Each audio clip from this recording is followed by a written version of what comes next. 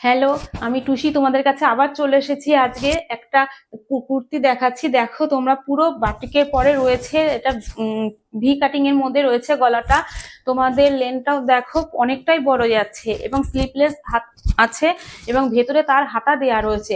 এর সামনেও যে কালারটা তোমরা পাচ্ছ, পেছনেও সেই কালারটা পাচ্ছ। ও এর দাম হচ্ছে 390 টাকা। পরে তোমাদের কালারটা দেখাচ্ছি, তোমরা দেখো।